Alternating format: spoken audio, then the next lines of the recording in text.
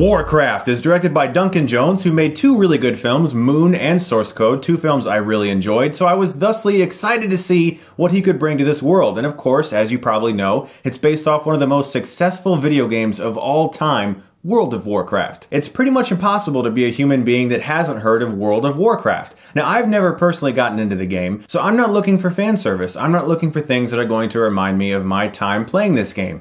I'm wondering, is this a good film? Does it work on the big screen? In this film, you have orcs and you have humans, and they are at battle. A portal separates their world, and sometimes the horde of orcs comes through that portal to steal away humans because the orc leader has the ability to suck the energy out of anything living, and he wants to do that to humans as well as some of his own people because their land is being destroyed. So a few orcs are starting to feel rebellious against their leader, and those orcs team up with the humans to hopefully go against this guy and take him down. This movie is being lambasted by critics. Usually I try not to look too deeply into reviews before I see a movie because I don't want anything to affect my judgment. But the reviews from professional critics are so harsh that it's almost impossible to drown out that noise, plus it opened in a lot of other places already. I personally don't feel this movie is as bad as critics are saying. There is definitely some entertainment value. I know the audience I saw it with did a lot of clapping and cheering, and they were having fun with a lot of the action set pieces, and one of the strongest things in this film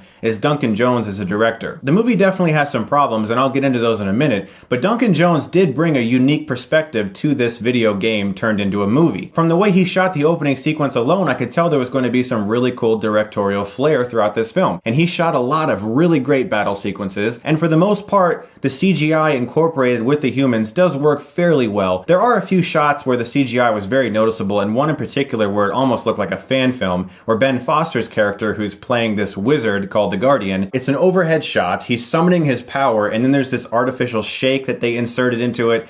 It looked really bad. But for the most part, the motion capture, especially from Toby Kebbell and his character, is really good. A+ material motion capture work. And Toby Kebbell plays an orc who's at a crossroads in his life. He's the one who's feeling rebellious against his leader. And by far, that was the most interesting character in the movie for me. He had something about him that I was invested in. I was actually more invested in him than any of the human characters. Which brings me to my biggest problem with this movie, the human characters.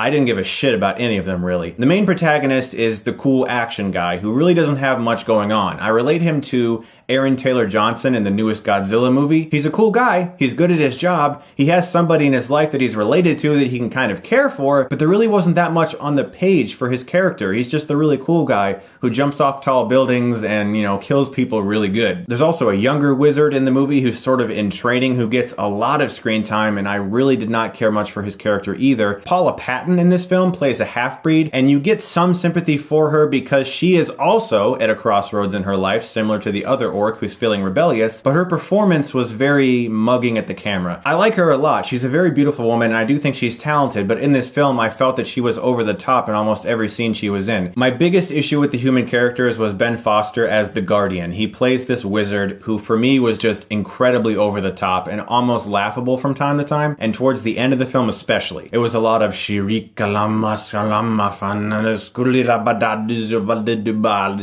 me, his character really didn't work. The human characters in this film and the story that they tried to create around them, for me, was very weak. I did really enjoy the battle sequences, and I thought Duncan Jones had a really nice visual touch to this movie, and some of the motion capture work was excellent. And when you judge it on the basis of video game movies in general, it is definitely above the fold, and I do think it's getting trashed way harsher than it deserves to be. The movie does try to go in a lot of different directions, and there are scenes that feel totally out of left field, like a random cameo scene from a celebrity that just feels like, why is that even there? There are a lot of scenes like that, unfortunately. But on the battlefield, whenever there's an action sequence, this movie is very entertaining, and Duncan Jones did interject some energy into it. It's just that I don't know if I really care to really experience this movie again, ever. Toby Kebbell, for me, gave the best performance in the whole movie. His character was by far the most interesting, but most of the other characters just didn't have that much behind them, and that was unfortunate. The movie is entertaining though, and I think World of Warcraft fans will probably have a fun time watching it. It's big, it's loud, there's a lot of fun action sequences, but the story and most of the characters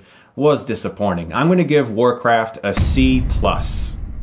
I personally don't feel it's a disaster like most critics are saying. There are some good things in this movie, but it was a little disappointing overall. So guys, stay tuned for this weekend because now that I finally assembled my new background, I filmed my Captain America Hilariosity, and that's going to be going up this weekend. I've also filmed 3 new retro rewinds that are in the can and ready to be released as soon as I get them uploaded. You guys are the best. Look forward to those. Thank you so much as always for watching, and if you like this, you can click right here and get Stuckmanized.